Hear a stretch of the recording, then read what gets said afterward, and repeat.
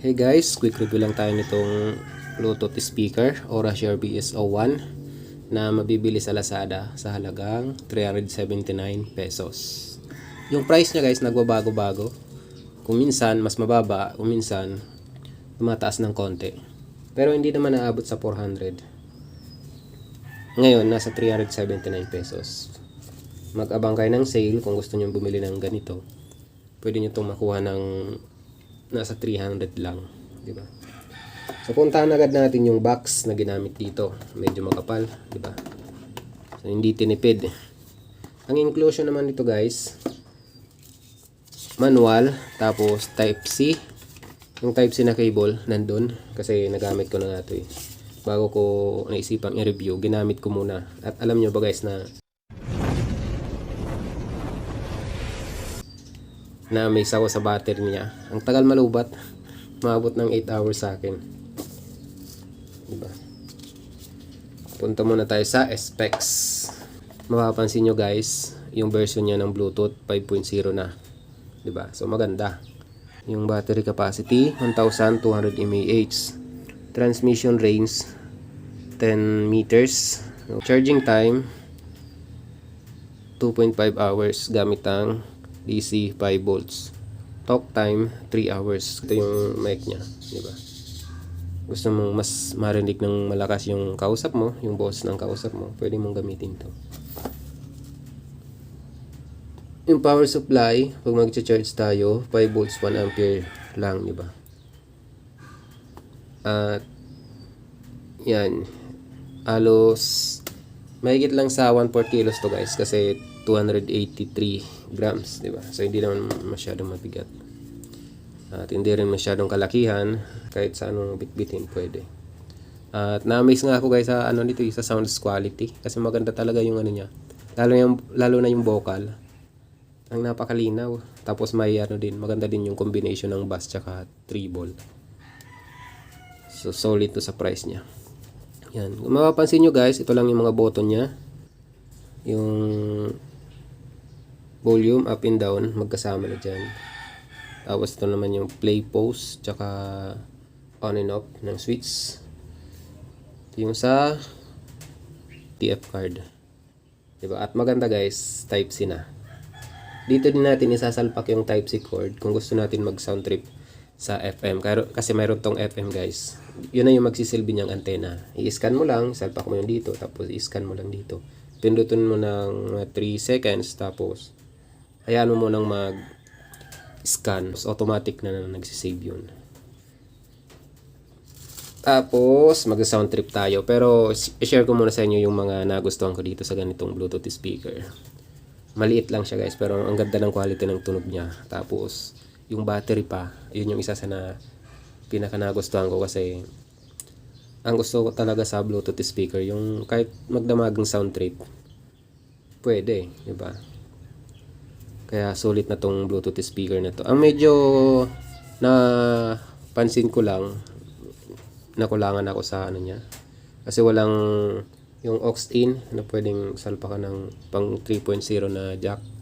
Diba? Wala siyang ganoon. Tapos wala ring USB port na pwede tayo mag-sound trip gamit ang USB. Pero okay na to guys. Kasi support na siya ng 5.0 Bluetooth. And then pwede tayo mag-sound trip gamit ang TF card at FM, di ba? So, sound test na tayo gamit ang Bluetooth. Papakita ko sa inyo na maganda yung quality ng sounds niya. Siguro guys, mayroon tong kalimutan ko eh.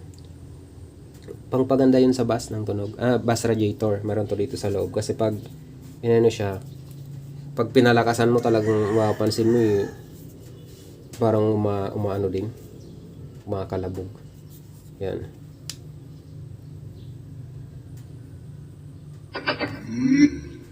Diba?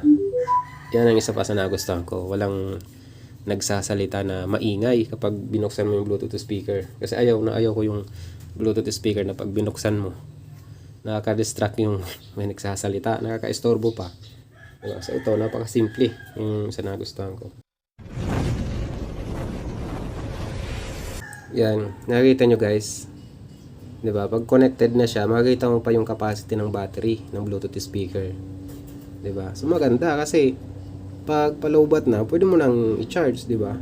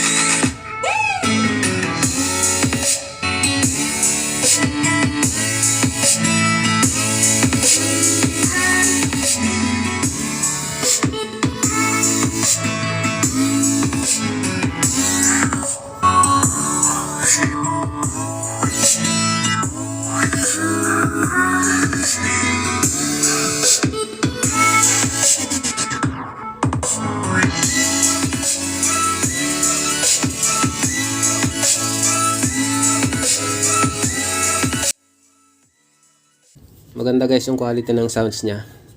'Di ba? Kahit yung bass niya. Maganda din yung kalabog, 'di ba? Ang nagustuhan ko dito, maganda yung vocal, malakas kahit malayo ka, maririnig mo talaga. Tapos yung battery, tagal malowbat. Pero nakadepende rin yun sa'yo kung lagi mong isasagad yung volume kapag nakikinig ka ng music. Syempre, mas mabilis din mag-drain yung battery. Baka yung halimbawa, kung ang itatagal nito ay 6 hours straight, na naka 75%, baka pag sinagad mo lagi, baka umabot lang ng 4 hours, di ba? Pero estimated lang naman yun. Hindi ko pa kasi nasubukan to na mag-sound trip ng straight na nakasagad, di ba? Kumbaga nasa lang ako, 50%, ganun, tagal malowbat. So, sulit na guys yung price niya. Pwede mo pang dalhin kahit saan. At saka pag Aurashare kasi, Aurashare brand, di ba? Okay na okay yan kasi nasubukan ko na. Sa power bank pa lang, talagang maganda yung quality ng power bank. Kaya, masasabi ko na kung recommendable ba to, yes, pwedeng pwede. Pasok siya sa price para sa akin. Tapos yung quality ng sounds niya, yung performance, okay na okay.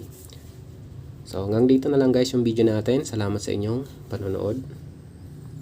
And hopefully pala mag-subscribe po kayo. At pakihit na din ang notification bell para pag nag-upload ako, ma-notified po kayo. Thank you guys.